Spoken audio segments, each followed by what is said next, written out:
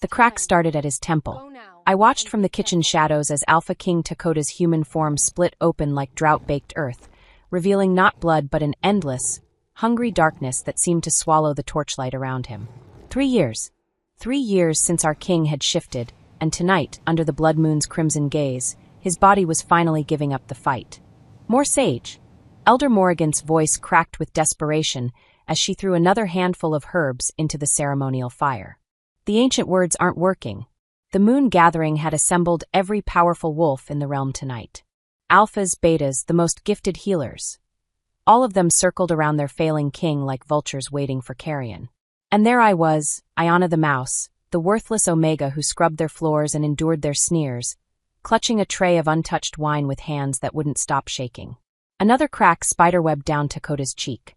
The darkness beneath his skin pulsed like a living thing. "The curse is too strong," whispered Alpha Marcus from the northern pack, his usual arrogance replaced by naked fear. "If the king falls, the king will not fall." Morrigan's words came out sharp enough to cut glass, but I could smell her terror, acrid and bitter, mixing with the smoke and sweat of 50 panicking werewolves. I'd been invisible my whole life. 22 years of being the pathetic little Omega, too weak to shift, too broken to matter. They'd made sure I knew my place with their fists and their words, grinding me down until I believed I was nothing more than the dirt beneath their claws. But tonight, as I watched our king literally crumbling apart, something stirred deep in my chest. Something that tasted like copper pennies and felt like lightning in my veins. The healers chanted louder, their voices rising in ancient harmonies that should have been beautiful but sounded like funeral dirges instead. Takota's eyes, those fierce golden eyes that had commanded respect from every wolf in the realm, were starting to lose their light. The cracks were spreading faster now, racing down his arms like fault lines in an earthquake. That's when the words came to me. I don't know where they originated, these syllables that felt older than mountains and tasted like starlight on my tongue. They whispered up from some hidden place in my soul, urgent and demanding to be spoken. My lips parted without my permission. Solareth Ni Lumina Corveth Ni Showdown. The wine tray crashed to the stone floor. Every head in the gathering snapped toward me, but I barely noticed. The words were pouring out of me now like water from a broken dam, each one igniting something brighter and fiercer in my chest. Light, pure, divine light, began to bleed from my skin like liquid starfire. "What is that worthless Omega doing?" someone snarled, but their voice sounded far away, muffled by the growing radiance that surrounded me. "Neth Solarum Corvi, Neth Umbrellas Takai." Power erupted from my frail form in a brilliant explosion that lit up the entire gathering like a second sun. The light was warm and clean and so beautiful it made my eyes water. It poured over King Takota like healing rain, seeping into every crack and fissure in his failing human form. The darkness beneath his skin recoiled with a sound like screaming metal, writhing away from my light as if it burned. His wounds sealed instantly, skin knitting together until no trace of the cracks remained. Color flooded back into his face, and those golden eyes blazed with renewed strength. But something was wrong. Even as my light healed him, I could feel what lay beneath. Something vast and hungry and utterly alien pressing against the walls of his human form like a caged beast. This wasn't just a curse. It was a prison. And I had just reinforced the bars without understanding what they were meant to contain. The ethereal radiance around me felt like a crown, like a mantle of divinity, settling across my shoulders. For one perfect, terrifying moment, I wasn't the worthless mouse anymore. I was something else entirely. Something powerful enough to heal a king, to command the attention of every wolf in the realm. The pack elders who had spent years grinding me beneath their contempt now stared at me with naked shock and growing fear. Alpha Marcus stumbled backward, his face white as bone. Even Morrigan, who had never shown me anything but disgust, looked at me like I had become something she couldn't comprehend. "Impossible," she breathed. "An Omega cannot. She's no Omega." King Takota's voice cut through the stunned silence like a blade. He was standing now, fully healed but somehow different, his golden eyes fixed on me with an intensity that made my soul shiver. "What are you, little mouse?" But I couldn't answer him. The power that had felt so right, so natural just moments before, now terrified me more than any beating I'd ever endured. These wolves had despised me when I was nothing. What would they do now that I was something they couldn't control? I ran. My bare feet slapped against cold stone as I fled the great hall, their shocked voices fading behind me. Through corridors I'd scrubbed 1,000 times, past rooms where I'd been invisible, I ran until my lungs burned and my heart felt ready to burst. The night air hit me like a slap as I burst through the castle doors into the blood-soaked moonlight. Behind me, I could hear them stirring, their shock giving way to something far more dangerous. Curiosity. Hunger. The kind of attention that could get a girl like me killed. But I was no longer just a girl like me, was I? The power still hummed beneath my skin, waiting. Whatever I had awakened tonight, whatever sleeping force had answered my desperate call, it wasn't finished with me yet. I could feel it coiling in my chest like a serpent made of starlight, patient and ancient and utterly beyond my understanding. I had saved their king. I had proven I was more than the worthless Omega they'd beaten and scorned. I had also just painted the biggest target imaginable on my back. As I stumbled into the dark forest beyond the castle walls, I couldn't shake the feeling that Takoda's healing had come at a terrible price. The darkness I'd glimpsed beneath his skin wasn't gone.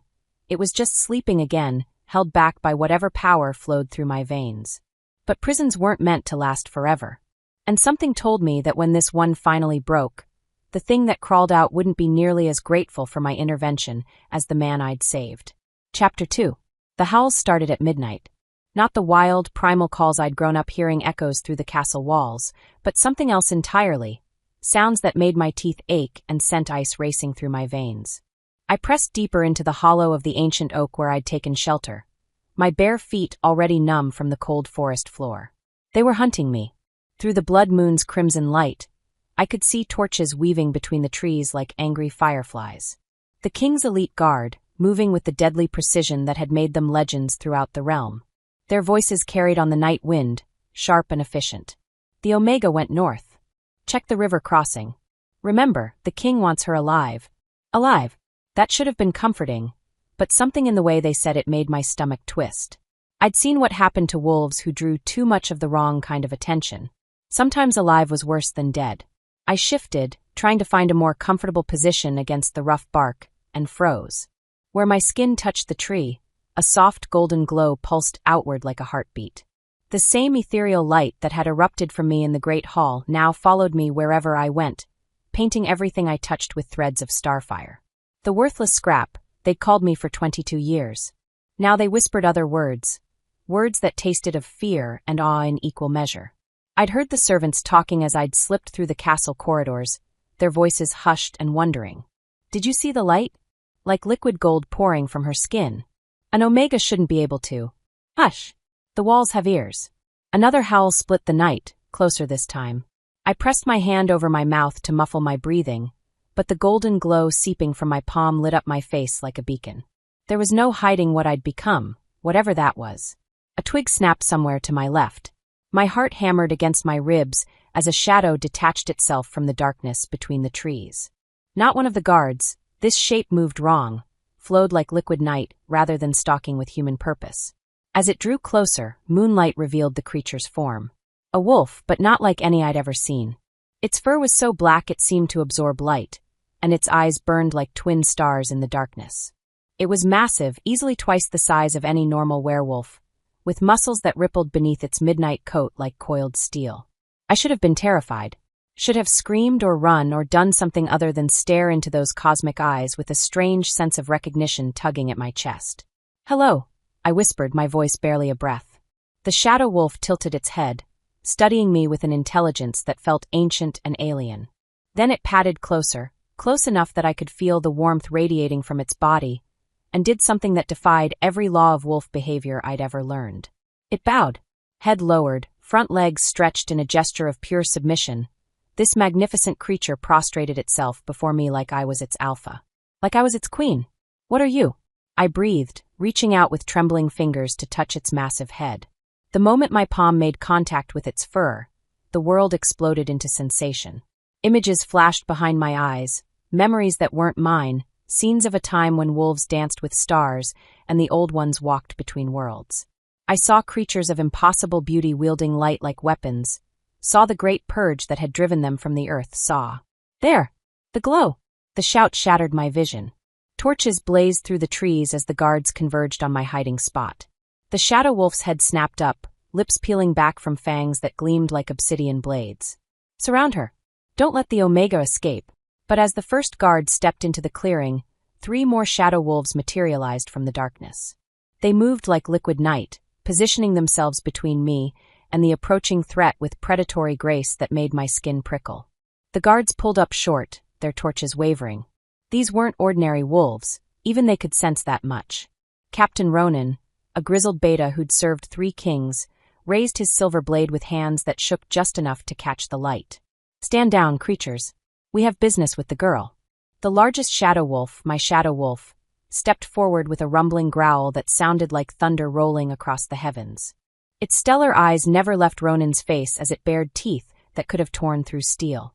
"By the moon's blood," one of the younger guards whispered. "What are they?" I didn't know either, but I could feel them in my mind now, their loyalty and protection flowing through me like warm honey. Somehow, impossibly, these creatures were mine. They obeyed my unconscious commands, responded to needs I didn't even know I had. The standoff stretched taut as a bowstring until Captain Ronan made the mistake of taking another step forward. The shadow wolves moved as one. I'd never seen anything so beautiful or terrifying in my life. They flowed through the guards like smoke made deadly, too fast for human eyes to track properly. No killing. I could feel that restraint humming through our bond, but the message was clear.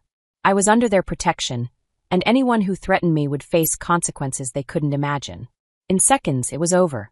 Half the guards were unconscious, the others fleeing back toward the castle with their tails between their legs and terror etched across their faces. Captain Ronan struggled to his feet, blood trickling from a cut on his forehead, his silver blade lost somewhere in the leaf litter. "This isn't over, Omega," he snarled, but his voice cracked on the words.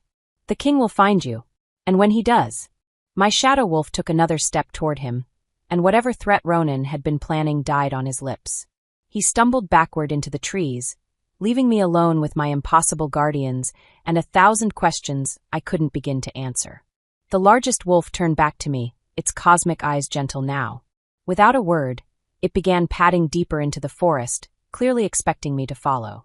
The others fell into formation around us, an honor guard fit for royalty, escorting me through the darkness toward some unknown destination.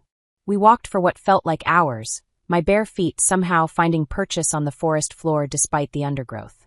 The golden glow continued to pulse from my skin, turning the shadows into a fairyland of light and mystery. Every tree I brushed against, every stone my feet touched, everything responded to my presence with that same ethereal radiance. Finally, we emerged into a small clearing dominated by a cabin that looked like it had grown from the forest itself. Smoke curled from the chimney, and warm light spilled from the windows. As we approached, the door swung open to reveal a man I recognized but had never spoken to. Hoda, the rogue beta who'd been exiled from the pack 3 years ago for questioning the king's authority. He was tall and lean, with copper skin and black hair that fell to his shoulders in waves. Tribal tattoos spiraled up his arms, markings I'd never seen on any other wolf. His dark eyes took in the shadow wolves without surprise, then settled on me with an intensity that made my breath catch. "So," he said, his voice like whiskey and smoke, "you're the one who's been setting the night on fire." The shadow wolves melted back into the darkness, their duty apparently complete. I stood alone in the clearing, suddenly aware of how I must look, wild-haired and glowing, wearing nothing but the simple servant's dress I'd fled in. "I don't understand what's happening to me," I whispered. Something shifted in Hoda's expression, a gentleness that seemed at odds with his dangerous reputation. "Come inside, little star. We have much to discuss." The cabin's interior was warm and lived in, filled with the scent of cedar and something else, something that reminded me of the old tongue words that had poured from my lips unbidden. Books lined every available surface, their leather spines cracked with age. Herbs hung in bundles from the rafters, and strange symbols were carved into the wooden beams. Hoda gestured for me to sit by the fire while he puttered around a small kitchen, assembling tea and what looked like day-old bread. The domesticity of it all seemed surreal after the night's events. "The Shadow Wolves," I said finally. "What are they?" "Guardians," he replied without turning around. "Protectors of the Stardancer bloodline, bound by oaths older than recorded history." He paused, glancing over his shoulder at me. "The question isn't what they are, Ayana. The question is why they've awakened for you." My hands clenched in my lap. "I don't know what you mean." "Don't you?" He turned to face me fully, his dark eyes searching. "Those words you spoke in the Great Hall, do you remember them?" Of course I remembered them. They'd been burning in my mind all night, syllables that tasted of starlight and felt like coming home. Solareth ni lumina corveth ni showdown. Hoda went very still. You spoke the old tongue. I don't know any old tongue. I don't know any languages except the language that died with the star dances 3 centuries ago. His voice was soft now, almost reverent. The sacred words that could command light itself, bend reality to their speaker's will. He moved closer, kneeling before my chair with an expression I'd never seen directed at me before, respect. Ayana, the star dances were exterminated for a reason. They were too powerful, too dangerous to the established order.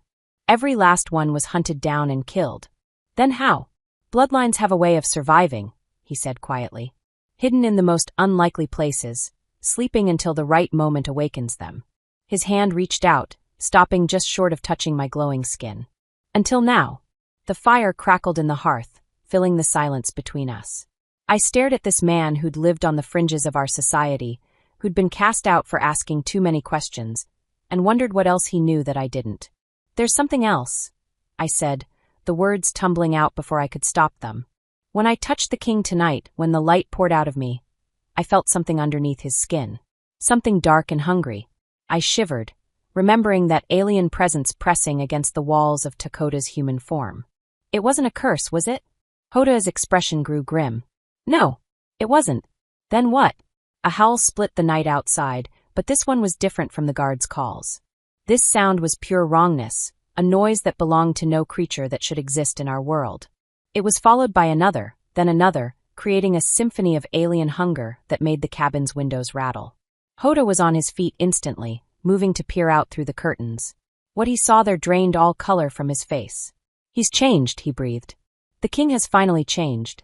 Into what? I asked, though part of me already knew I didn't want the answer.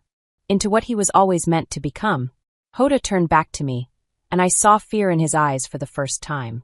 Your light didn't heal him, Ayana. It accelerated the process. Takota isn't cursed, he's transforming. Into something that predates werewolves by millennia. Another howl, closer this time.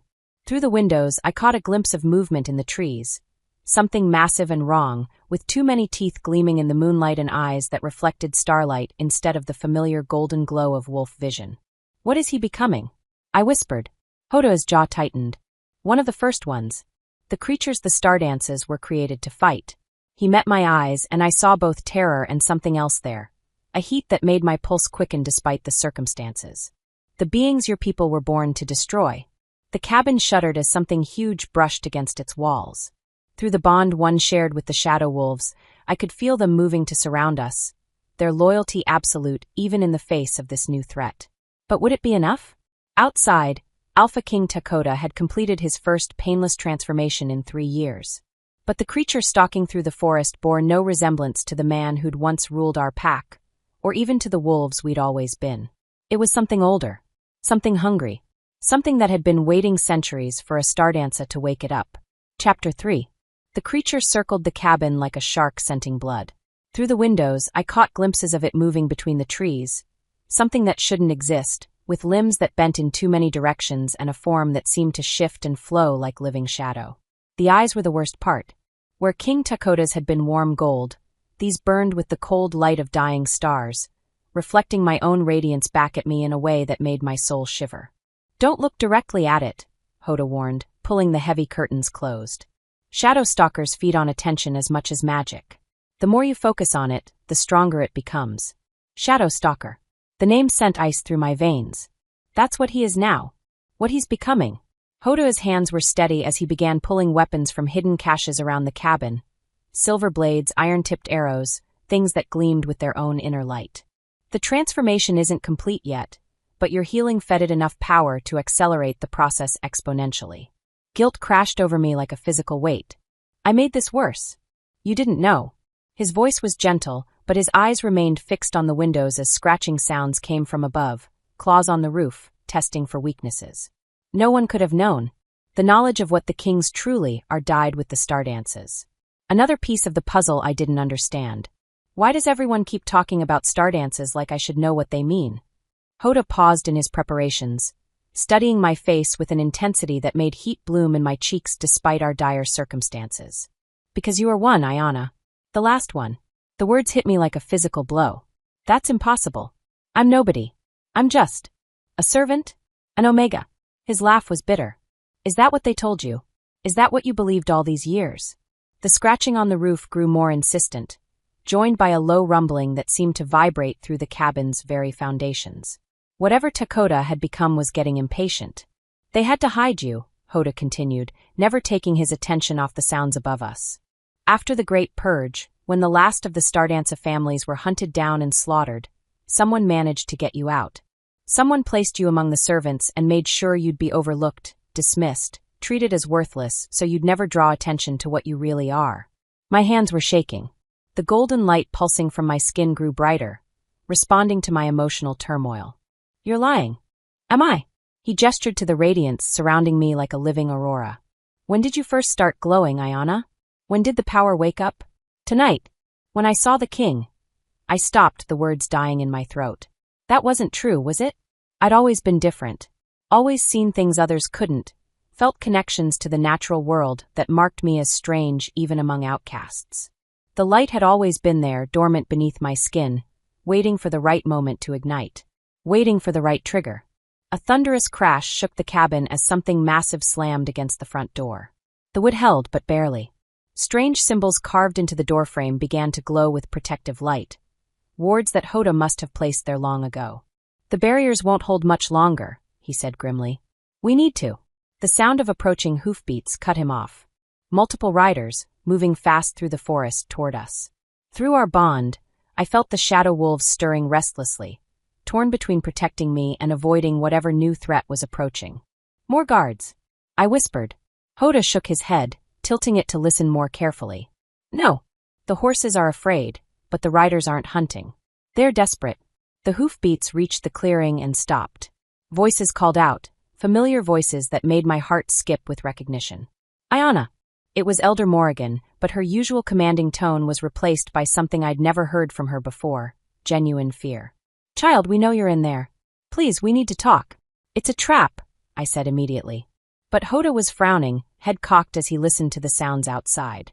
The thing on the roof had gone quiet, and I could feel its attention shifting toward the new arrivals. Maybe. Or maybe they finally realized what they've lost. Ayana. Another voice joined Morrigan's, older, frielier, but carrying an authority that made my bones resonate with recognition. Granddaughter of my heart, please. There are things you must know before it's too late. I gasped. Wise woman Nokomi's. The pack's eldest member, the keeper of our histories and traditions. She'd never spoken to me directly in all my years of service, but her voice, there was something in it that called to a deep part of my soul. She called you granddaughter, Hoda observed quietly. The scratching on the roof resumed, more agitated now. Whatever Dakota had become was growing restless with the new arrivals, but it hadn't attacked yet. Maybe it was curious. Maybe it was waiting. Let me speak to them, I decided. Hoda caught my arm as I moved toward the door. Ayana, if this is a trick, then the shadow wolves will protect me. I looked down at his hand on my skin, at the way his copper fingers contrasted with the golden glow emanating from my arm. The touch sent warmth racing through me, different from the celestial fire burning in my veins. Human warmth. Safe warmth. You'll protect me. Something flickered in his dark eyes. Always, he said, and the word carried more weight than it should have. I pulled away before I could do something foolish like lean into that warmth, and moved to the door. The protective wards hummed against my skin as I approached, recognizing the power in my blood and welcoming it home. I'm here, I called out, not opening the door yet. Say what you came to say. Child. Nokomi's ancient voice carried clearly through the wood. Do you remember your dreams? The ones with dancing lights and words that taste like starshine. My breath caught. How could she know about those? The dreams I'd had since childhood. The ones that left me aching with longing for something I couldn't name. The visions of beautiful people weaving light through their fingers like thread, speaking in languages that made my soul sing. I remember, I whispered. Those weren't dreams, granddaughter. They were memories. Echoes of your true heritage bleeding through the barriers we placed in your mind. Nokomi's voice grew stronger, more urgent. Your parents were Lyra and Izar, the last mated pair of the Stardanza bloodline. They died protecting you, died to give you the chance we're offering now. Parents. I'd always been told I was orphaned young, left at the castle gates with no knowledge of my origins. But even as a child, I'd sensed that was a lie. There had been fragments, half-remembered lullabies sung in impossible languages, the scent of starflowers that grew nowhere in our territory, hands that glowed with gentle light tucking me into bed. "Why now?" I called out, my voice stronger than I felt. "Why tell me this now?" "Because the king is transforming, and your awakening triggered it." Morrigan's voice joined her elders, carrying decades of guilt and regret. "We thought we could keep you hidden forever, keep the old powers dormant. We were wrong." The thing on the roof moved again, scraping across the shingles toward the front of the cabin. I could feel its attention like a physical weight, pressing down on all of us. It was listening to every word, learning, planning. "Ayana," Nokomis continued, "your healing didn't save King Takota. It fed the shadow stalker that was sleeping in his bloodline, gave it the power it needed to complete its transformation. Only a Stardance's magic could have done that, and only a Stardance's magic can stop it." Horror washed over me. Not only had I failed to save my king, I'd helped create the monster now stalking us through the forest. How do I stop it? First, you must accept what you are. Remove the barriers, reclaim your true nature. The old woman's voice grew softer, sadder. "But know this, child. The magic that flows through you is vast beyond imagining. Once awakened fully, it will change everything. You'll never be able to hide again." The scratching stopped. In the sudden silence, I could hear the horses outside shifting nervously, their riders murmuring prayers under their breath. Even the forest itself seemed to hold its breath, waiting for whatever would happen next. "There's something else," Morrigan said quietly. "Beta Nailnish has been gathering supporters, wolves who believe the king's condition makes him unfit to rule. He's been asking questions about you, about what happened in the Great Hall. If he learns what you are, he'll try to use me." I finished, understanding blooming like a dark flower in my chest. Nailnish was ambitious, had always chafed under Takota's authority. If he thought he could control a Stardancer, use my power as a weapon to claim the throne. A new howl split the night, but this one came from the direction of the castle. Then another, and another, as more voices joined the first in a chorus that made my blood run cold. The sound was wrong on every level, not the song of wolves, but something else entirely. "The transformation is spreading," Hoda said grimly. "Whatever's happening to Takota, it's affecting the others." Through the walls, I heard Nokomi's gasp. "Bless stars. The entire bloodline carries the shadow seed. If one transforms, they all will," Morrigan finished. "Ayana, we need you. The pack needs you. You're the only one who can stop this before we lose everyone." The weight of their expectations crashed down on me like an avalanche. 22 years of being nothing, of being worthless, and now suddenly I was supposed to save everyone. The golden light around me pulsed brighter, responding to my churning emotions. "I don't know how," I said, the words barely audible. "I don't know anything about being a Stardancer." "Then learn." Nokomi's voice carried a strength that belied her age. "Open your mind, child. Let the barriers fall. Remember who you were born to be." Before I could respond, the front wall of the cabin exploded inward. The creature that had once been King Takota flowed through the gap like living nightmare, its form constantly shifting between solid and shadow. It was enormous, easily 8 feet tall with limbs that stretched and contracted like liquid darkness. The star-bright eyes fixed on me with predatory hunger, and when it opened its mouth to speak, the voice that emerged was layered with harmonics that shouldn't exist. "Little light," it purred, the words sliding through my mind like oil. "You shine so brightly. I can taste your power from here." Hoda stepped between us, silver blade gleaming in his hand, but I could see the hopelessness in his stance. What good were mortal weapons against something like this? The shadow stalker's attention shifted to him for a moment, head tilting with predatory curiosity. "The exile. Still protecting lost causes, I see." Those impossible eyes returned to me. "He cannot save you, little star. No one can. You awakened me, fed me, made me strong. Now you'll complete what you started. What do you want?" I demanded, surprised by the steadiness of my own voice. "What I've always wanted." The creature began to circle us, its form rippling like water. "To consume. To grow. To reclaim what was taken from my kind eons ago." It paused directly in front of me, so close I could feel the wrongness radiating from its form. "Your people bound us once, trapped us in flesh prisons and called it victory. But bloodlines remember, little light. And now the last daughter of the Stardances will free us all." The golden light around me flared, responding to my growing anger. "I won't help you. Won't you?" The shadow stalker's laugh was like breaking glass. "Look around you, child. Your friends huddle outside my reach, too terrified to help. Your protector stands ready to die uselessly in your defense. And somewhere in the distance, My siblings are awakening, preparing to feast on every drop of magic in this realm. It leaned closer, and I caught a glimpse of the man it had once been buried deep in those stellar eyes. Unless, of course, you give me what I want willingly. Never.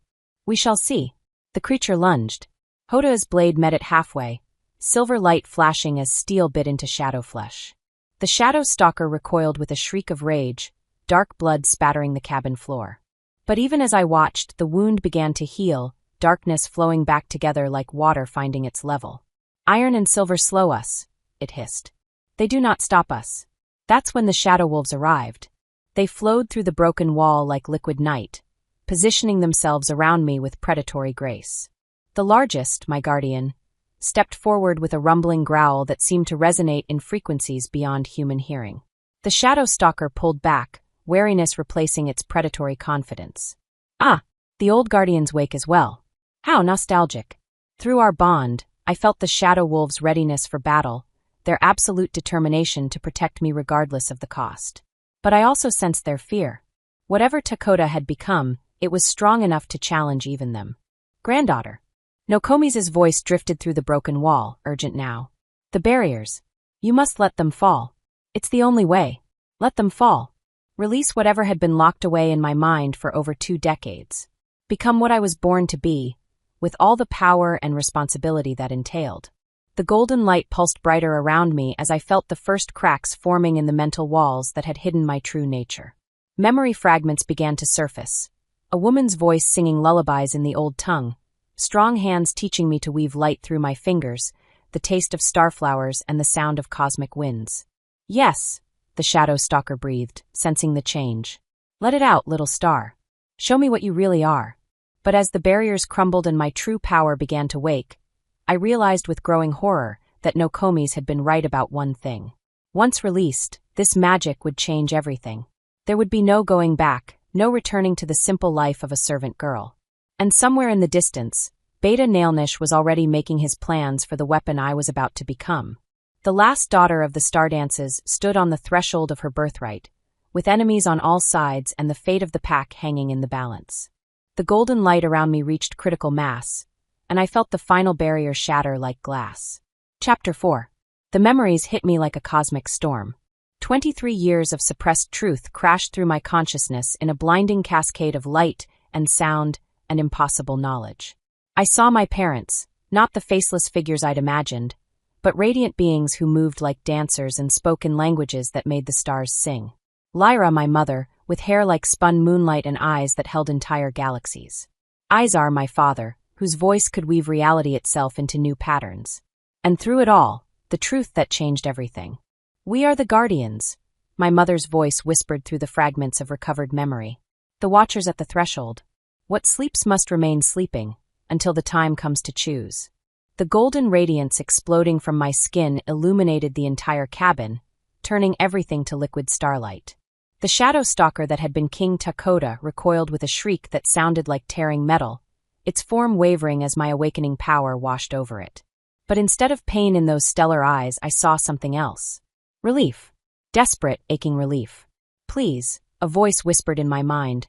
Not the harmonically layered sound of the shadow stalker, but something deeper, more human. Takoda's voice, calling from whatever prison he'd been locked in for 3 years. End this. I can't hold it much longer. Understanding bloomed in my mind like a dark flower. The transformation wasn't random. It wasn't a curse or some cosmic punishment. It was a prison sentence, passed down through generations of alpha bloodlines, and my family had been both the jailers and the key holders since time immemorial. Ayana. Hoda's voice seemed to come from very far away, though he stood only feet from me. What's happening to you? I could barely hear him over the rush of ancient knowledge flooding my consciousness. Images, memories, truths that my bloodline had carried for centuries while pretending to be nothing more than servants and outcasts. The first binding. My ancestor, singing wolf, weaving starlight into chains strong enough to hold creatures of living shadow. The compact struck with the alpha families. Their strongest would serve as willing hosts, prisons of flesh and bone for entities too dangerous to kill, but too powerful to simply banish.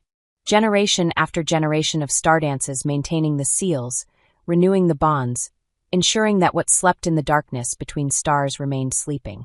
Until the Great Purge, when fear and prejudice had nearly wiped out the guardian bloodline entirely. Your grandmother, another voice whispered through the cosmic storm in my mind. Older Phrylia, touched with infinite sadness. She died before she could teach you. Before she could prepare you for what was coming. Grandmother, another piece of my stolen past clicking into place. Not some random servant who'd raised an orphan out of pity, but the last trained star dancer, dying with her knowledge locked away to protect the child hidden among the castle staff. Through the blazing aureole of my awakened power, I saw wise woman Nokomi standing in the cabin's broken doorway. But now I could see her as she truly was, not just an aged pack elder, but someone who'd loved my grandmother, who'd helped maintain the deception that had kept me alive. The pattern is breaking, she said, her ancient voice carrying clearly over the cosmic winds swirling around us. Takoda has held the binding longer than any host before him, but the strain is killing him. And without a trained star dancer to renew the prison, the shadow stalker breaks free. I finished, the words tasting like ash in my mouth. And it corrupts the entire royal bloodline. The creature writhed in the center of my radiance, its form becoming less stable with each passing second. But I could see now what I'd missed before. This wasn't just some alien entity wearing Takoda's flesh. It was both of them, locked in an eternal struggle for control. The man I'd healed trying desperately to contain the cosmic horror that had been grafted onto his soul since birth. 3 years. Takoda's mental voice was growing weaker, more fragmented. 3 years I've been fighting alone. When your grandmother died, the bond started failing. I couldn't shift because every transformation brought it closer to the surface. More howls echoed through the forest, closer now. The spreading corruption Morrigan had mentioned. If one prison failed completely, the resonance would weaken all the others. Every member of the royal bloodline would face the same choice Takoda was facing. Surrender their humanity or die fighting the darkness within. There has to be another way, I said aloud, though I wasn't sure who I was talking to. The golden light around me pulsed with my emotional turmoil, casting dancing shadows on the cabin walls. Some way to destroy the shadow stalkers instead of just containing them. Nokomi stepped carefully through the rubble of the broken wall, her movements slow but determined. Behind her, I could see other figures. Pack members who'd spent years treating me like worthless trash, now watching with expressions of awe and terror as power beyond their comprehension blazed from my skin. Child, the old woman said gently, your ancestors tried for millennia to find a way to destroy them. These entities exist partially outside our reality. They can be wounded, contained, even temporarily banished, but true death eludes them. The prison system was the only solution that worked. A solution that requires innocent people to suffer. My voice carried harmonics now, echoes of the old tongue threading through my words. Men and women condemned to carry cosmic horrors in their souls from birth to death. Willing hosts, Morgan interjected, though she remained safely outside the cabin. The compact was struck with full knowledge of what it meant. The Alpha bloodlines accepted the burden to protect everyone else. Did they? I turned to face the shadow stalker, seeing past its writhing form to the man trapped within. Takoda, did you choose this? Did anyone ever ask you if you wanted to be a living prison? The creature's stellar eyes flickered, and for a moment I saw gold instead of cold starlight. No, Takoda whispered. I was told it was my duty, my birthright. I didn't understand what it meant until the first time I felt it wake up. Rage built in my chest like a solar flare. Generations of lies, of children born into suffering they didn't choose or understand. My parents had died to protect this system. And for what? So that men like Takoda could live their entire lives as walking tombs? Show me, I demanded, directing my words toward the shadow stalker itself. Show me what you really are. What you want. The creature's form stilled, its attention focusing on me with predatory intensity. You would look into the void willingly? Show me. What happened next defied every law of physics I thought I understood.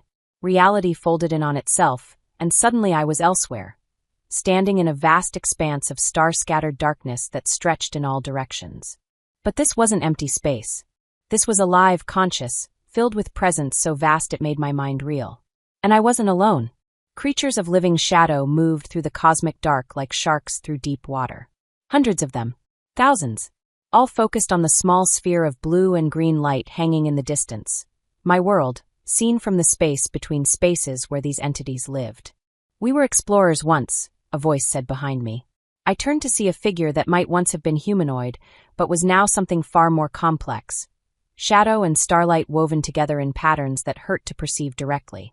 Travelers between the stars seeking knowledge and experience. Until we found your realm. Images flashed through my consciousness. The first contact between our peoples, back when magic was more common and the barriers between worlds were thinner. Shadow stalkers arriving as guests, welcomed by primitive humans who'd never encountered anything like them. Your magic sang to us, the entity continued. Drew us like moths to flame. We had never encountered anything so vibrant, so alive. We wanted to understand it, to experience it as you did. So you possessed people. We tried to merge, to become partners, as your ancestors had partnered with the wolves. But our natures were too different. Your bodies, your minds, they couldn't contain us safely. We drove your people mad, consumed them from within. More images. The first hosts, volunteers who'd thought they could control the Union. The madness that followed. Entire settlements lost as shadow stalkers learned to ride human consciousness like surfers on tsunami waves. Your star dances offered a solution. Binding circles, prison hosts who could contain us without being consumed. We accepted because the alternative was banishment from the one realm that truly fascinated us. I stared at this creature that had once been my king, understanding dawning like a cold sunrise. You've been prisoners as much as the hosts have been. Yes. Locked away, experiencing your world only through the senses of our jailers. Feeling their emotions, their desires, their pain, but unable to truly participate. The entity's form rippled with what might have been sadness. Is it any wonder some of us have grown bitter? The cosmic landscape began to fade as my consciousness was pulled back to the physical world. But I carried the knowledge with me. The understanding that this wasn't a simple matter of good versus evil, but a tragedy that had been perpetuating itself for centuries. I opened my eyes to find everyone staring at me. The golden radiance around me had stabilized into something less violent but no less awe-inspiring. Streams of liquid starlight that moved through the air like living things, responsive to my thoughts and emotions. What did you see? Hoda asked quietly. The truth. My voice carried new authority now, the weight of ancestral knowledge backing every word. This system is broken. Has been broken from the beginning. We're not guardians. We're perpetuating a cycle of suffering that serves no one. The shadow stalker's form had stabilized as well, becoming more solid and defined. I could see Takota's features now, overlaid with the entity's alien geometry like a double exposure.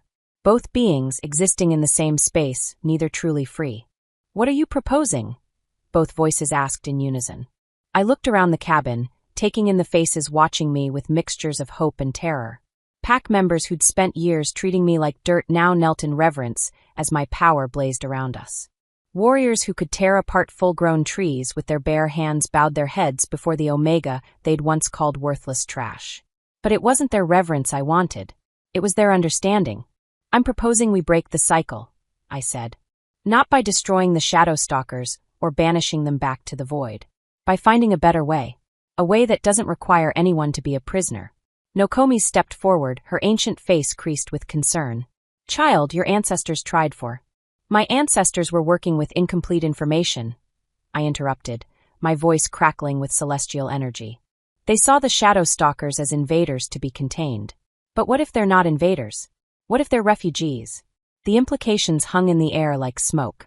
Around us, I could hear more howls in the distance. Other members of the royal bloodline feeling their own prisons weaken, their own shadow stalkers stirring toward consciousness. You would free us all, the entity in Takota asked, its stellar eyes blazing brighter. Risk unleashing every shadow stalker in your realm at once? I would give you a choice, I said firmly. All of you. Stay and find a way to coexist that doesn't require prisons and suffering. Or return to the void with our blessing and our promise that you won't be followed. Silence stretched between us, heavy with possibility and terror in equal measure. I was proposing to undo centuries of established order, to trust in untrained power, and the hope that beings from beyond the stars could learn to live alongside humanity without consuming it. And if we choose wrongly? Takota's human voice asked. If some of my kind cannot resist the hunger for magic? If they consume your people as we did in the early days? I met those dual-natured eyes steadily. Then I'll stop them. That's what Stardance of Power is really for, isn't it? Not to build prisons, but to maintain balance.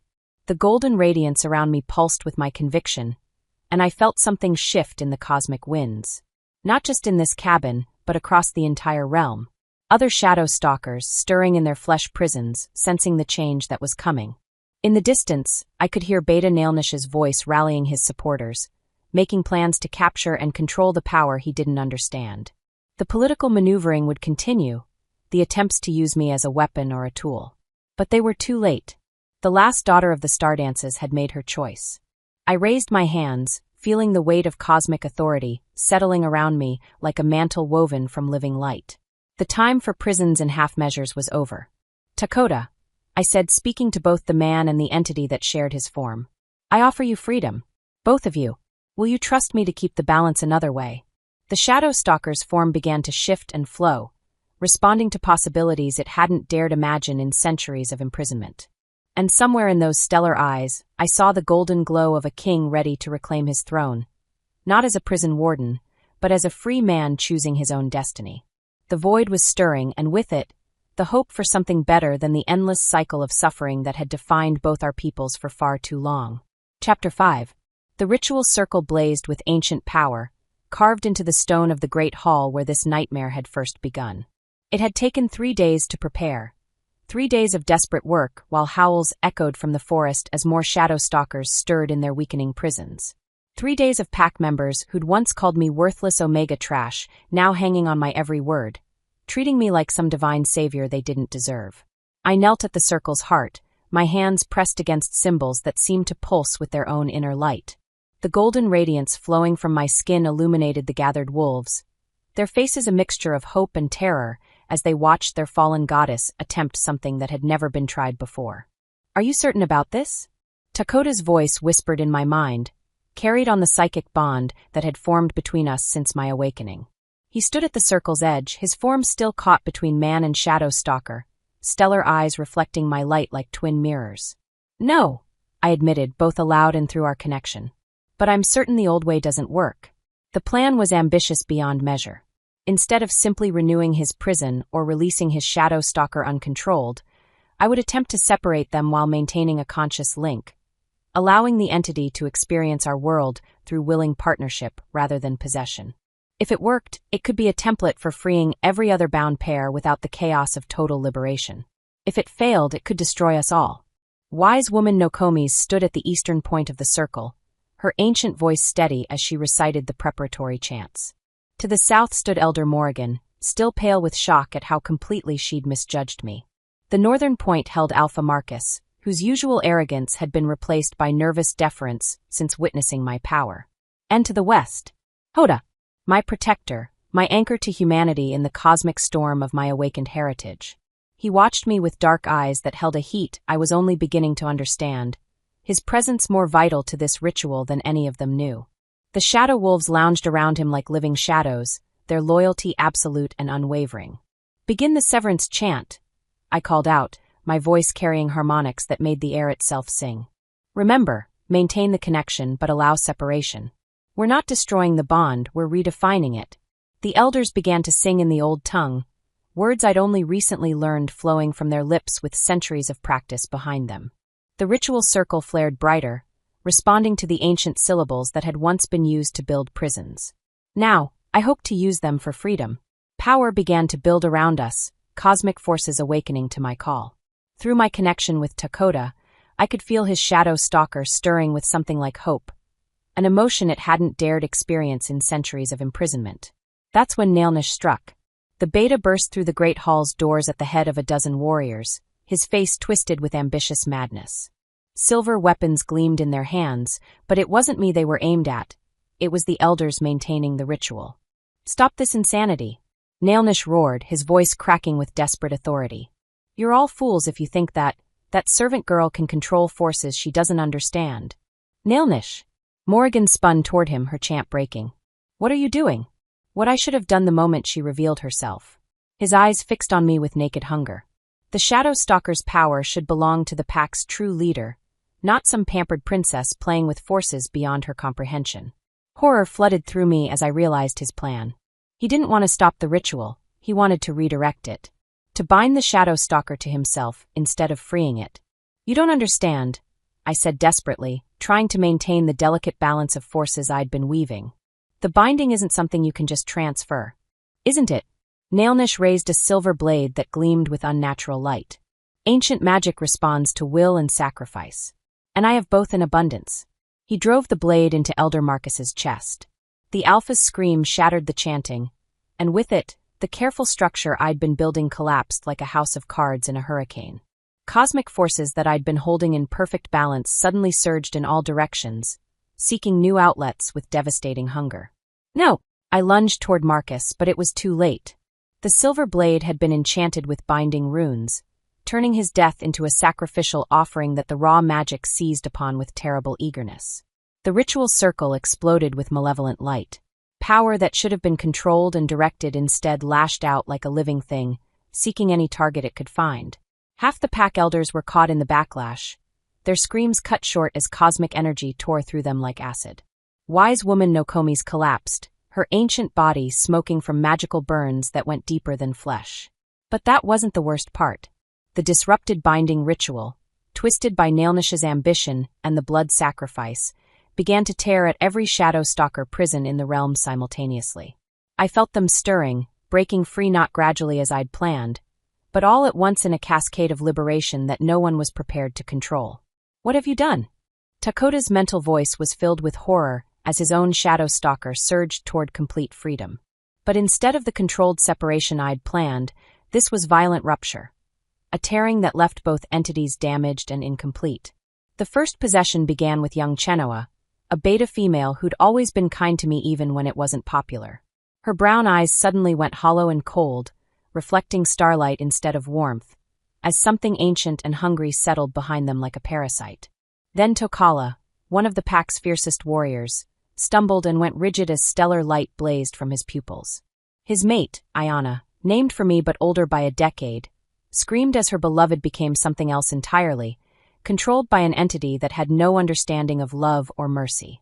"Stop this," Nailnish commanded, raising his bloodied blade toward me. "Bind them to me. I am the Alpha here now." My power flickered wildly in response to the chaos, sometimes blazing so bright that everyone in the hall was forced to shield their eyes, sometimes dimming to almost nothing as I struggled to process the devastation I'd helped cause. The careful control I'd been learning shattered under the weight of guilt and horror. This was my fault. My arrogance in thinking I could rewrite centuries of established magic. My naive belief that I could fix everything without understanding the true costs involved. More wolves fell to possession as the freed shadow stalkers sought new hosts. Unlike Takota, who'd been bound from birth and had built up resistances over time, these sudden possessions were violent and complete. The entities puppet their new hosts with alien precision, turning loved ones into hollow-eyed strangers. "Ayana!" Hodo's voice cut through the chaos as he fought his way toward me, shadow wolves flowing around him like living darkness. A possessed pack member. I couldn't tell who anymore, the stellar light in their eyes making them all look the same, lunged at him with claws extended. I watched in slow-motion horror as those claws raked across his chest, tearing through flesh and muscle to find the vital organs beneath. Blood, so much blood, sprayed across the stone floor as my protector, my anchor, the man I was beginning to love, crumpled to his knees. "No!" The word tore from my throat with such force that the great hall's windows shattered. Golden radiance exploded from my skin, washing over everything with purifying light that made the possessed wolves recoil and scream. But it was too late. Hoda collapsed, his life pooling beneath him in a crimson lake that reflected my glow like a mirror. The shadow wolves gathered around his fallen form, their cosmic eyes filled with something that might have been grief. "Please," Takota's voice whispered through our bond, filled with desperate pain.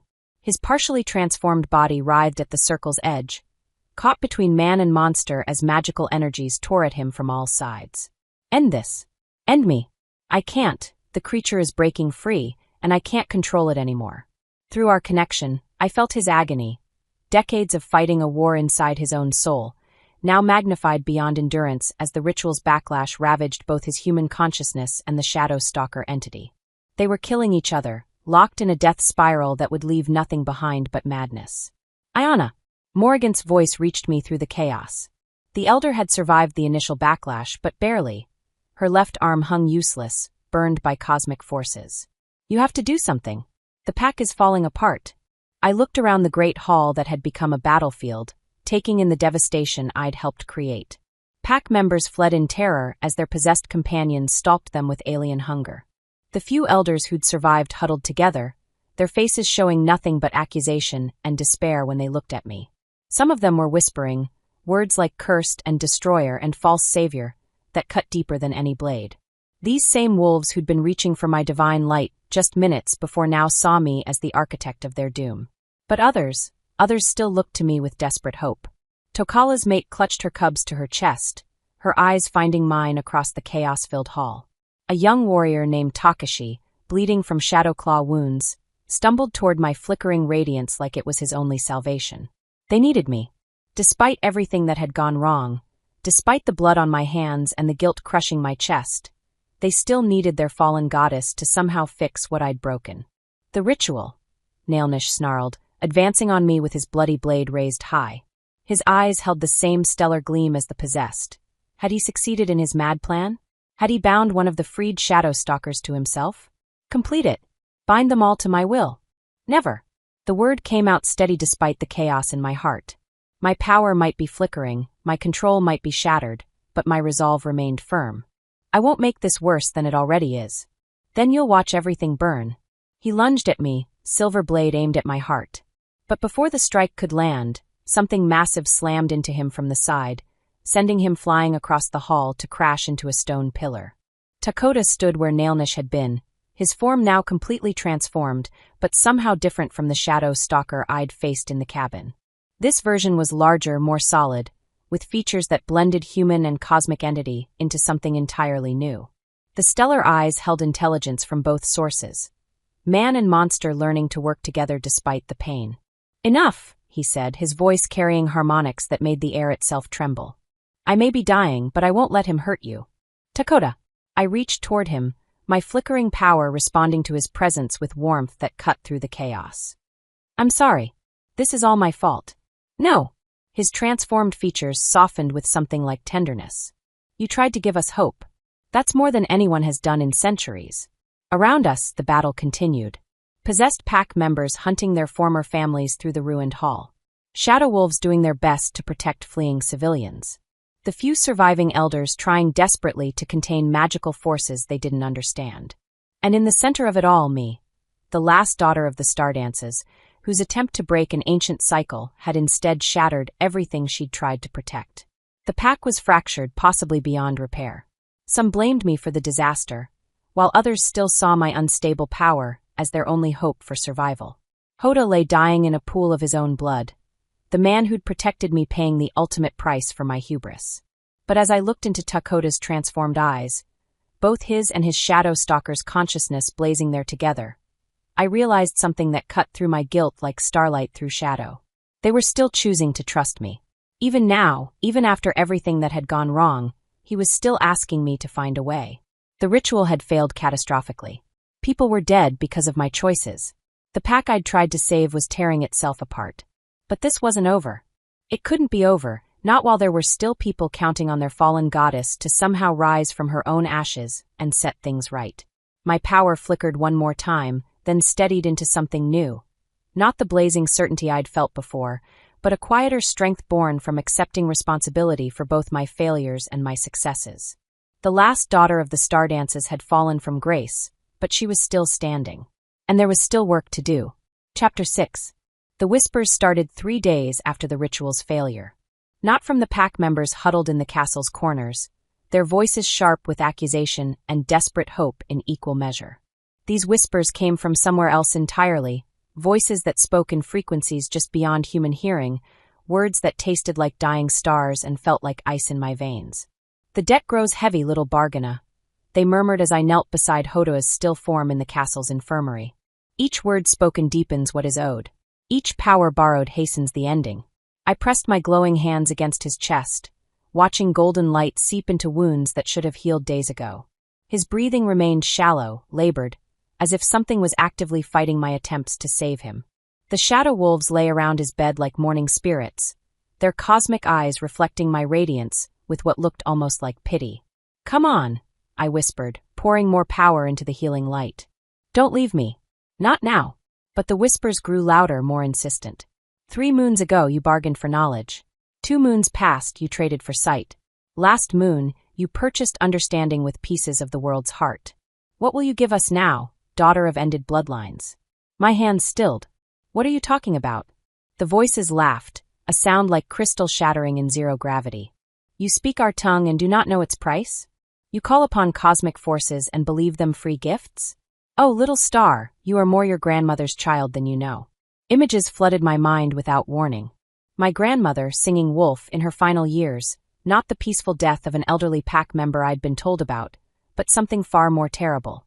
I saw her wasting away from the inside out, her very life force being consumed by powers that demanded payment for every miracle performed. I saw her speaking the old tongue in increasingly desperate attempts to save a pack whose magic was failing, not knowing that each word was another coin spent from an account that could never be refilled. I watched her trade away pieces of the world's fundamental nature. The connection between human and wolf, the bonds that let children shift for the first time, the barriers that kept dimensions separate and stable. She died trying to pay a debt that could never be cleared. The voices whispered with something like fondness. Just as you will die, unless you learn what words truly cost. You're lying. But even as I said it, I could feel the truth settling in my bones like lead. Every time I'd spoken the old tongue, every miracle I'd performed, had felt like something was being taken in exchange. I'd assumed it was just the natural exhaustion of using powerful magic. I'd been wrong. Look around you, little Bargana. See what your grandmother's generosity has wrought. Against my will, my perception shifted. The castle walls became transparent, showing me the pack in ways I'd never seen before. And what I saw made my heart stop. The magic was dying. Not just failing or weakening, actually dying like a living thing being slowly strangled. I could see the connections between pack members fraying, the bonds that should have linked them in an unbreakable supernatural community growing thin and brittle. Children who should have experienced their first shift at puberty remained trapped in human form. Adults found their transformations increasingly difficult, painful, incomplete. And the barriers between dimensions, those were barely holding at all. Through the cosmic sight the voices had forced upon me, I could see rifts in reality itself. Cracks where the Shadow Stalker's realm pressed against ours, held back only by rapidly failing wards that had been maintained for centuries. Every time I'd use the old tongue, I'd weaken those barriers a little more, making it easier for entities like the one possessing multiple pack members to slip through. Your people worship you as their shining star, the voices continued with cruel amusement. They gather in the great hall to pray to your radiant glory, begging you to use the powers that are killing them. Such delicious irony. I stumbled away from Hodoa's bed, my legs shaking as the full scope of the disaster became clear. Through the infirmary's windows, I could see pack members kneeling in the courtyard below, their faces turned toward my glowing form with expressions of desperate reverence. They called out prayers in voices raw with hope, begging their fallen goddess to save them from the chaos I'd helped create. Shining star, heal our wounded. Divine light, protect us from the possessed. Blessed daughter, show us the way forward. Each prayer felt like a knife in my heart. They were worshipping the very power that was destroying everything they held dear, and I was the one who'd taught them to do it. Now do you begin to understand? The voices grew closer, more intimate, as if the speakers were standing right beside me. The old tongue was never meant for human throats. Each word is a contract written in cosmic law, each phrase a binding agreement with beings your kind cannot comprehend. Your grandmother made deals for 40 years before the payment came due. You have been making them for days, and already the interest compounds. How do I stop it? The words came out as barely a whisper. Stop! The laughter returned, colder than before. Oh, little star, there is no stopping what has been set in motion. The debts exist whether you acknowledge them or not. The magic dies whether you use it or abstain. The only question is how much more you will cost your people before the account is finally settled. A commotion in the courtyard below drew my attention. Nailnish had emerged from wherever he'd been hiding since the ritual's failure, his form wreathed in unnatural shadows that moved independently of any light source. The stellar gleam in his eyes confirmed what I'd suspected. He had successfully bound a shadow stalker to himself during the chaos, though not in the way he'd intended. He wasn't controlling the entity. It was controlling him. People of the pack. His voice carried alien harmonics that made several listeners stumble. Look upon your so-called savior. See how she cowers in her tower while our people suffer. The crowd turned toward my window, their faces a mixture of desperate hope and growing doubt. Some still reached toward my light, but others, Others were beginning to whisper among themselves, their expressions hardening with suspicion. She promised to free us from the old ways. Nailnish continued, his possessed form gesturing dramatically. Instead, she has brought us chaos and death. The elders lie dead in the Great Hall. Your alpha fights a losing battle against cosmic forces. And still she hides, too weak to face what she has wrought. That's not true, I said, but the words carried no power. How could I deny the accusations when they were largely accurate? People were dead because of my choices. The pack was fractured. Magic itself was dying. Through our psychic bond, I felt Takoda stirring in the depths of the castle. His condition had worsened since the ritual's failure. The forced merger with his shadow stalker was breaking down, leaving both entities damaged and incomplete. He couldn't transform fully into either state anymore, trapped in a liminal space between man and monster that was slowly killing him. He suffers because you tried to break bonds that were never meant to be broken, the voices whispered. Just as your people suffer because you speak words that were never meant for mortal tongues. Every miracle you perform hastens their doom. Then tell me how to fix it. I spun around, addressing the empty air where the voices seemed strongest. If you know so much about the cost, tell me how to pay it. Some debts cannot be paid by the one who incurred them. The voices grew sadder, almost sympathetic. Your grandmother learned this too late. She tried to sacrifice herself to clear the account, but individual lives are not sufficient currency for cosmic agreements. The debt passes to the bloodline, and the bloodline dwindles toward extinction. More images flashed through my enhanced perception. The declining birth rates among supernatural families across the realm. The increasing number of children born without the ability to shift. The gradual weakening of pack bonds that had once been unbreakable. All of it connected, all of it stemming from decades of stardances trading away pieces of the world's fundamental magic in exchange for temporary solutions to immediate problems. My people weren't just facing a crisis, they were facing extinction. And every time I used my power to help them, I hastened their journey toward that ending. There has to be another way, I said, though my voice lacked conviction. Perhaps. But it would require a sacrifice beyond anything your bloodline has been willing to make. The voices began to fade, their attention turning elsewhere. Ask yourself this, little Bargana. What is the one thing of value you possess that was not bought with cosmic debt? Before I could ask what they meant, the voices disappeared entirely, leaving me alone with the weight of knowledge I didn't want and choices I wasn't prepared to make. A soft knock at the infirmary door made me turn. Wise woman Nokomis stood in the doorway, her ancient form supported by a walking stick carved with protective symbols that barely glowed anymore. The magical burns from the ritual's backlash had aged her decades in mere days. Child, she said softly, the pack is gathering. They want answers. I looked down at Hoda's still form, at the shadow wolves whose loyalty was absolute despite the cosmic forces arrayed against us, at the window where my people knelt in worship of powers that were killing them. I don't have any answers. Only more questions. Then perhaps it's time to start asking the right ones. Nokomis limped into the room, her eyes taking in my glowing form with expressions that mixed love and deep sorrow. You've learned something, haven't you? About the true nature of your power. It's not mine. The words felt like admitting to mass murder. None of it is mine. It's borrowed, and the interest is compounding faster than I can pay it back. The old woman nodded slowly, as if this confirmed suspicions she'd harbored for years. Your grandmother suspected toward the end. She began researching the earliest Stardancer texts, looking for warnings about the true cost of our gifts. She died before she could share what she'd discovered. She didn't die naturally, did she? No. Nokomis' voice grew heavy with grief. She was consumed from within, her life force drained to pay debts she'd incurred over decades of using power she didn't understand. I watched her waste away, fighting to find a solution that would spare you the same fate. And now I'm following the same path. I pressed my hands against the window glass, watching my people pray to their shining star with desperate faith. Every time I help them, I make things worse. Every word of power I speak brings us all closer to magical extinction. The old tongue was never meant for human use, Nokomis agreed. It was the language of cosmic entities, beings who exist outside linear time and conventional reality.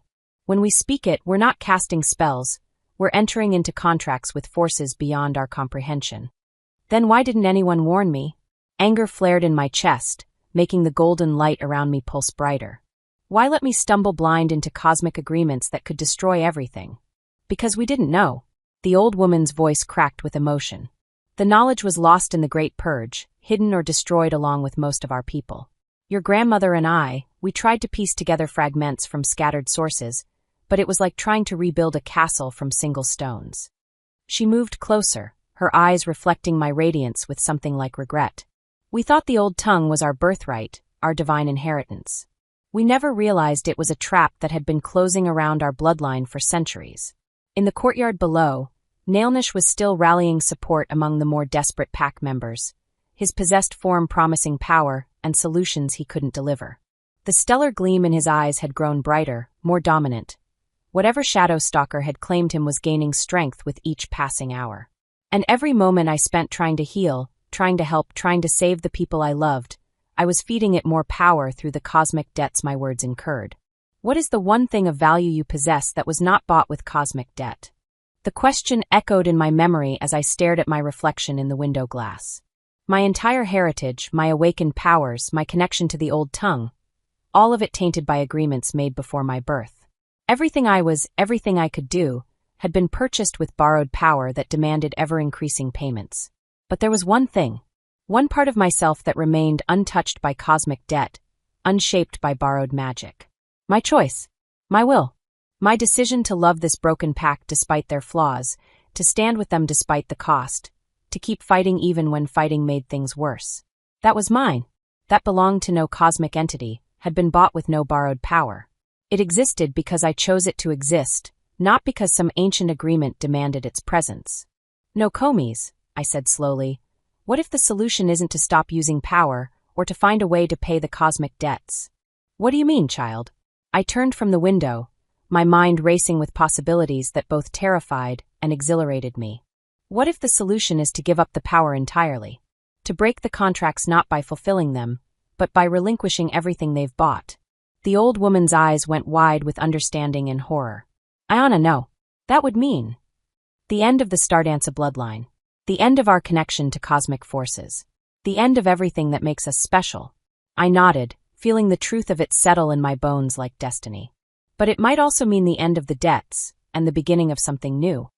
Outside, my people continued to pray to their shining star, not knowing that their goddess was contemplating the ultimate sacrifice. Not just her life, but her very nature, given freely to save them from powers that were never meant to be wielded by mortal hands. The language of endings, it turned out, might be the only tongue that could speak of new beginnings. Chapter 7. The blood moon rose like a crimson eye over the sacred grove where my parents had died, its light turning the ancient trees into towering shadows that seemed to reach for the star-scattered sky. I could feel its pull in my bones, a cosmic resonance that made the golden radiance streaming from my skin pulse in rhythm with my racing heart. This was where it would end, where I would finally face the choice that had been building since that first night in the Great Hall, when I'd spoken words I didn't understand and changed everything. Dakota stood beside me in the grove's heart, his form caught between human and shadow stalker in a way that was slowly killing him. The forced merger was breaking down more completely with each passing hour, leaving him trapped in a liminal space that couldn't sustain life much longer. But for the first time in months, his eyes were clear. More gold than starlight, more man than monster. You don't have to do this, he said through our psychic bond, his mental voice steady despite the pain racking his hybrid form. There has to be another way. We've tried everything else. I reached out to touch his face, feeling the strange texture of skin that existed in too many dimensions at once. The cosmic debts are coming due, and the pack is dying because of agreements I didn't even know I was making. Through the trees, I could sense them watching, pack members who'd followed us here despite the danger, drawn by some instinct they couldn't name. Some knelt in reverence at the grove's edge, their faces turned toward my blazing form with expressions of desperate worship. Others hung back in terror, finally understanding that their shining star might be something far more dangerous than divine. The whispers had been growing stronger all day, cosmic voices calling to me through frequencies that made my teeth ache and my soul shiver with recognition. They spoke of bargains and prices, of debts that could only be paid in the currency of identity itself. Come home, daughter of the void, they murmured. Come home and reclaim what was always yours. But tonight felt different. Tonight, under the blood moon's crimson gaze, I could hear something else in those alien voices. Something familiar that made my heart clench with impossible recognition. A rustling in the underbrush made us both turn. Hoda emerged from the tree line, But the shadow wolves that had once followed him like loyal guardians now kept their distance, cosmic eyes filled with something that looked almost like sorrow. My heart broke all over again at the sight of him. The man I was beginning to love, the protector who'd given everything to keep me safe, now moved with the fluid grace of something that was no longer entirely human. The wounds from the ritual's backlash had healed, but they'd been replaced by something far worse. Stellar light blazing from his pupils, his movements carrying the predatory precision of an apex predator that had never learned mercy. "Hello, little star," he said, and his voice carried harmonics that belonged to no earthly throat. "Did you miss me? Hoda." His name came out as a broken whisper. "Please tell me there's still something of you in there." "Oh, there is." The thing wearing his face smiled with an expression that was almost fond. "He screams so beautifully when I wear his form. Such exquisite anguish over the choices he couldn't make, the protection he couldn't provide." Rage flared in my chest, making the golden light around me pulse brighter. "Let him go." "But why would I do that? This form serves me so well." The possessed Hoda began to circle us, never quite close enough to strike, but always close enough to threaten. Besides, he volunteered. In his final moments, when the wounds were claiming him, he begged us to save him. Begged for the power to protect you. We simply granted his request. That's not what he wanted, and you know it. Isn't it? The stellar gleam in his borrowed eyes grew brighter. He wanted strength enough to stand at your side. He wanted power enough to fight the forces arrayed against you. He wanted to be worthy of the last daughter of the star dances. The creature's smile turned cruel. We gave him all of that. The fact that he lacks the will to use it properly is hardly our concern. More movement in the shadows revealed other possessed pack members emerging from the forest. Wolves I'd known since childhood, now puppet by entities that had no understanding of love or loyalty or sacrifice. They formed a loose circle around us, cutting off any chance of escape. Not that I'd intended to run. This confrontation had been inevitable from the moment I'd first spoken the old tongue. The cosmic forces I'd been negotiating with were finally ready to collect their due. "Ayana." Takota's mental voice carried notes of desperate warning. "Something's wrong. This isn't just about the shadow stalkers anymore. There's something else here, something older." He was right. I could feel it now, a presence in the grove that dwarfed even the entities possessing my people. Something vast and ancient and terrifyingly familiar, as if I was sensing an echo of my own soul reflected back at me through cosmic mirrors. The blood moon reached its zenith, and my radiance responded by blazing brighter than it ever had before. The golden light poured from my skin like liquid starfire, turning the grove into a cathedral of illumination that made the possessed wolves hiss and recoil. But instead of driving them away, the light seemed to call to something else entirely. The shadows between the trees began to move. Not the normal shifting of darkness cast by moonlight and flame, but something far more deliberate. The shadows flowed together like living things, coalescing into a form that made my breath catch with impossible recognition. It was me. Or rather, it was what I might become. A figure of living starlight wrapped in cosmic darkness, beautiful and terrible beyond description. The entity stood as tall as the ancient trees, its form shifting between solid matter and pure energy with each heartbeat. When it spoke, the voice that emerged carried harmonics I'd been hearing in my dreams since childhood. "Hello, granddaughter." The words hit me like a physical blow. "What did you say?" "You know what I am, child. You've always known, even when the memories were locked away." The entity moved closer, and I could see features that mirrored my own in its shifting cosmic visage. "I am the first of our line. The first to speak the old tongue. The first to make bargains with forces beyond the veil." Understanding dawned like a nuclear sunrise. "You're not a shadow stalker at all. You're the first Stardancer to go too far into the void and become something else entirely." "Yes." The entity's laugh was like silver bells chiming in vacuum. "I am your ancestor, Ayana. The one who made the original compact that doomed our bloodline to centuries of cosmic debt." The possessed pack members around us fell to their knees as the entity's presence washed over them. Even the shadow stalkers wearing their flesh recognized something in this being that demanded reverence and terror in equal measure. "I have been calling to you through the generations," my ancestor continued, "waiting for one strong enough to complete what I began. The cosmic void showed me such wonders, child, realms of pure possibility, dimensions where thought becomes reality, universes where magic flows like water. But I could never return from those journeys unchanged. Each trip into the deep darkness cost me more of my humanity, until finally, until you became this." I gestured at her shifting form, my voice steady despite the cosmic winds swirling around us. A creature caught between dimensions, feeding on the magic of others to maintain some semblance of existence. Not feeding, preserving. Every bargain made, every word of power spoken, every cosmic debt incurred, all of it flows back to me, keeping me anchored to this reality. Your grandmother understood at the end. She tried to cut the connection, to free our bloodline from the cycle. But individual sacrifice was never enough. The entity moved closer, and I could feel the pull of the void that surrounded her like a living thing. It whispered promises of power beyond imagining, of magic restored and strengthened, of a world where the supernatural would never again face extinction. Merge with me, granddaughter. Become what our bloodline was always meant to be. I can restore everything you've accidentally traded away. The pack bonds, the shifting abilities, the barriers between dimensions. All of it can be returned to its former strength. At what cost? But even as I asked the question, I already knew the answer. Your humanity. Your individual identity. Your mortality. The entity's voice grew softer, almost gentle. You would become as I am, a guardian standing at the threshold between realities, ensuring that the compact is maintained and the cosmic forces remain in balance. Forever. Forever. I looked around the grove, taking in the possessed pack members kneeling in worship, the shadow wolves watching with cosmic eyes full of sorrow, the ancient trees that had witnessed my parents' sacrifice decades ago. Through our bond, I could feel Takoda's anguish as he realized what was being offered and what it would cost. Say yes. His mental voice was barely a whisper, filled with love and desperate sacrifice. Accept the merger. Save the pack, save the magic, save everything we've been fighting for. Takoda, no. I won't condemn myself to an eternity of cosmic exile just to. You won't be condemned. My ancestor's voice carried notes of infinite loneliness. You'll be elevated, transformed into something beyond mortal limitations. The void is not a prison, child. It's a liberation from the constraints that bind lesser beings.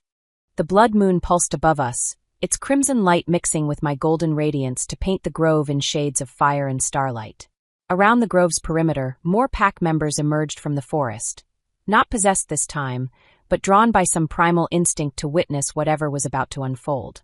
They fell to their knees as my light reached new heights of intensity, blazing so brilliantly that night turned to day around us. Their faces showed a mixture of awe and terror as they realized they were witnessing either their salvation or their final destruction. Shining star, whispered voices from the crowd, save us. Divine light, show us the way. Blessed daughter, make the choice only you can make. The weight of their expectations, their desperate faith, their absolute trust in the Omega they'd once called worthless trash, it all pressed down on me like a physical thing. These people had put their lives, their futures, their very souls in my hands. How could I condemn them to magical extinction just to preserve my own humanity? But as I stood there in the grove where my parents had died protecting a system they didn't fully understand, I realized something that cut through the cosmic voices and ancestral demands like starlight through shadow. This choice, this moment of decision, was mine alone. Not bought with borrowed power, not influenced by cosmic debt, not shaped by ancient agreements I'd never consented to make. For perhaps the first time in my entire bloodline's history, a Stardancer stood at the threshold with complete agency over her own fate. Choose quickly, granddaughter, my ancestor urged. The blood moon reaches its peak, and with it, the moment when such transformations become possible. Miss this opportunity, and it may be centuries before another arises. The possessed Hoda stepped forward, his stellar eyes blazing with inhuman hunger. The pack dies without magic, little star. Their children will be born fully human, their bonds will dissolve, their very nature will fade into legend and myth. Is your individual identity worth more than their entire way of life? Through our psychic connection, I felt Takoda trying to project strength and acceptance, even as his hybrid form continued to break down. He was prepared to watch me become something beyond human comprehension if it meant saving everyone else. The shadow wolves watched with expressions that seemed almost expectant, as if they knew something about this choice that I hadn't yet realized. Their cosmic eyes reflected my blazing light with what looked almost like hope. My ancestor extended one shifting, starlight-wreathed hand toward me. Come home, Ayana. Take your place as guardian of the threshold. Save your people and transcend the limitations that have defined every generation before you. The golden radiance around me reached critical mass, responding to the blood moon's pull and my ancestor's cosmic presence. I could feel the transformation beginning even before I made the conscious choice. My physical form starting to shift and flow as dimensions beyond the mortal realm pressed against the boundaries of my existence. The pack watched in stunned silence as their once despised Omega blazed with such divine radiance that she appeared more goddess than mortal, her light so brilliant it turned the blood moon's crimson glow pale by comparison. They were witnessing either their salvation or their final destruction. And the choice, the final, irrevocable choice, was seconds away from being made. Chapter 8. In the heartbeat before transformation, in the space between decision and consequence, I heard something that changed everything. Not the whispers of cosmic entities demanding payment, not my ancestors' voice calling me to transcendence, not even the desperate prayers of my pack begging for salvation. This was different, older, deeper, more fundamental than any of those sounds. It was the magic itself speaking, not through borrowed words or ancient tongues or cosmic negotiations, but in the original language of creation. The first sounds that had ever brought light from darkness, order from chaos, possibility from the void. It spoke in frequencies that predated thought, in harmonics that existed before the first star learned to burn. Child of both worlds, it whispered, and its voice was like the heartbeat of reality itself. You seek to choose between human and cosmic, mortal and eternal, individual and universal. But what if there was another way? What if the choice itself is the trap that has ensnared your bloodline for generations? My blazing transformation paused mid-flux, golden radiance stabilizing around me as I listened to something no Stardancer had ever heard before. The magic explaining itself. Your ancestor made the first mistake, the voice continued, warm and vast and infinitely patient. She spoke to the entities beyond the veil, made bargains with forces that exist outside natural law. But she never spoke to me directly. None of your bloodline ever has. How? The word came out in frequencies that made the blood moon tremble. How do I speak to you directly? Not by bargaining or pleading or offering sacrifice. By understanding what I truly am. The magic's voice grew stronger, more present, as if my attention was giving it greater definition. I am not a resource to be hoarded or traded. I am not a commodity to be bought with cosmic debt. I am the connection between all things, the thread that weaves reality together, the force that allows possibility to become actuality. Through the cosmic revelation flooding my consciousness, I could see it now, magic as it truly existed. Not as power to be wielded or fuel to be consumed, but as a living network connecting every dimension, every reality, every possibility that had ever existed or ever could exist. The Stardances had been trying to control something that was never meant to be controlled, only channeled and balanced and protected. Your pack dies not because magic is being drained away, the voice explained, but because the natural flow has been disrupted by centuries of artificial barriers and cosmic bargains. The shadow stalkers are trapped not because they are evil, but because they exist outside the network and cannot find their proper place within it. My ancestors' form shifted restlessly, stellar light flickering with what might have been uncertainty.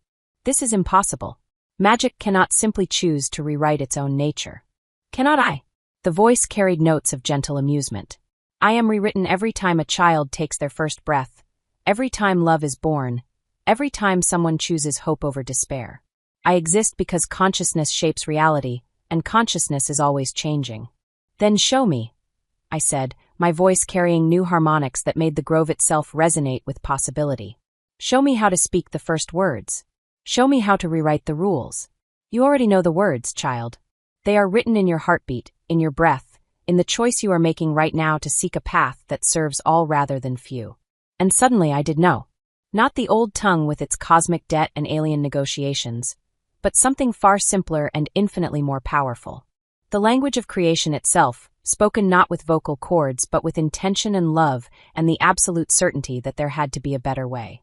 I opened my mouth and spoke the first words that had ever been spoken. Let there be balance. The magic responded like a flower opening to sunlight. Power erupted from me. Not the borrowed radiance of cosmic entities, but something entirely new. My transformation resumed, but instead of becoming fully human or fully cosmic, I became something unprecedented. A living bridge between dimensions, a permanent conduit that could regulate the flow of magic between realities without disrupting the natural order. The change was breathtakingly beautiful. My physical form remained recognizably me, but wreathed in eternal starlight that pulsed with the rhythm of creation itself. I could feel every thread in the vast network of magic, every connection between worlds, every place where the flow was blocked or corrupted or artificially constrained. And I could fix it, not by making bargains or incurring debts, but by simply allowing the magic to flow as it was meant to flow. Yes, the voice breathed with infinite satisfaction. This is what I have been waiting for. A star dancer who would speak to me instead of through me. A guardian who would serve connection instead of control. The cosmic entities possessing my pack members suddenly cried out in harmonics that shattered several trees. As the natural flow of magic was restored, their artificial bindings began to dissolve. The shadow stalkers found themselves no longer trapped in flesh prisons, but offered something they'd never had before, a choice about where they belonged in the vast network of existence. Most of them chose to return to their home dimension, flowing back through the restored pathways with what felt like gratitude. But some chose to stay, finding places in the network where their unique natures could serve the greater balance. The possessed Hoda staggered as the entity wearing his flesh departed, leaving him whole but forever changed. His eyes were his own again, warm and brown and human, but I could see threads of starlight woven through his aura, gifts freely given by a shadow stalker who had learned the difference between possession and partnership. Ayana. His voice was hoarse but wonderfully, completely his own. What did you do? Something new, I said, reaching for him with hands that glowed with steady, eternal light. Something that's never been tried before.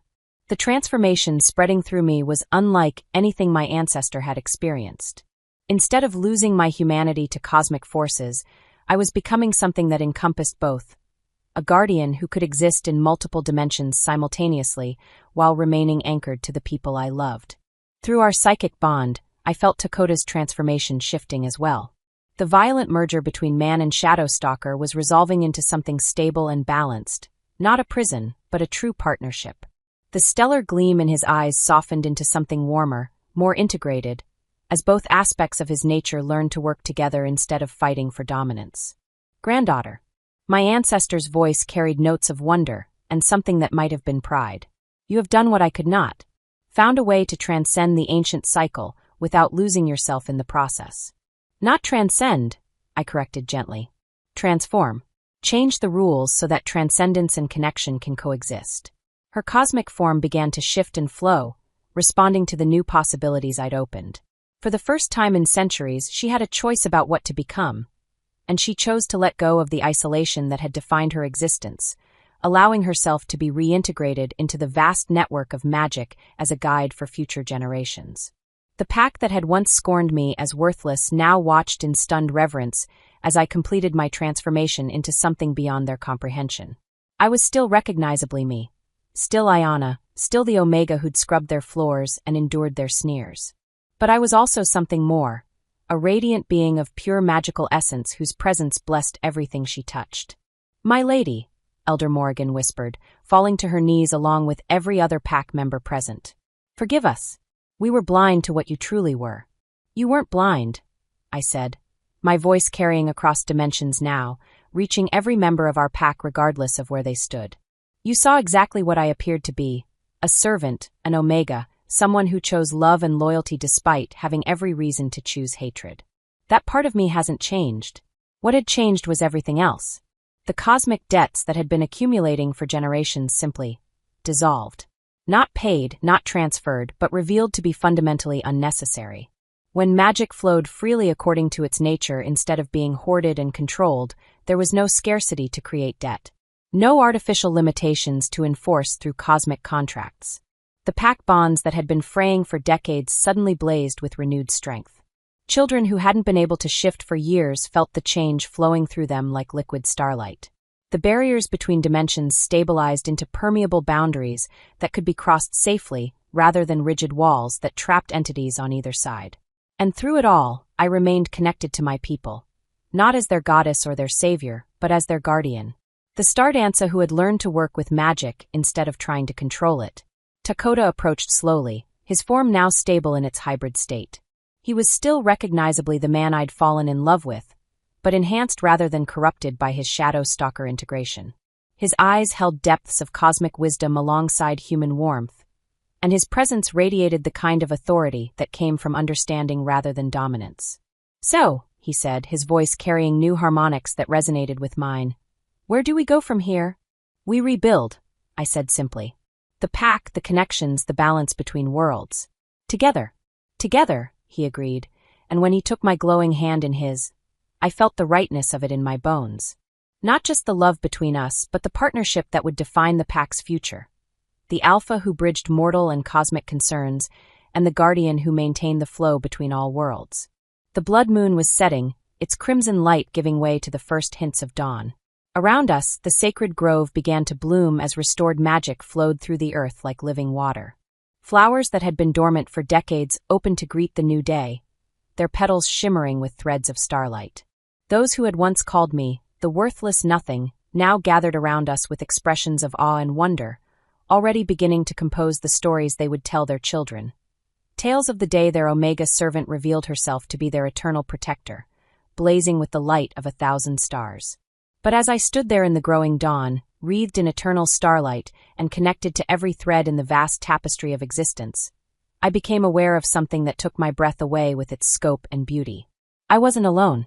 Across the multiverse, in dimensions I'd never imagined and realities that existed according to entirely different rules, I could sense other versions of myself. Other Ionas who had faced similar choices, made similar transformations, become similar guardians of the balance between worlds. We were connected now, a network of Stardancer guardians spanning infinite realities, each one protecting their version of existence while working together to maintain the greater harmony. What I had become wasn't just unprecedented in this dimension, it was the beginning of something entirely new across all possible worlds. Through our multidimensional bond, I felt their recognition and welcome, their shared commitment to connection over control, balance over dominance, love over fear. We were sisters in the truest sense, different aspects of the same soul, each one choosing to transform limitation into liberation. The cycle of sacrifice and imprisonment was broken. In its place, something beautiful had been born. A new kind of guardian who could bridge any gap, connect any divided forces, and ensure that magic would always flow freely to those who needed it most. The pack began to move around us, some tending to the wounded, others simply standing in grateful reverence of the miracle they'd witnessed.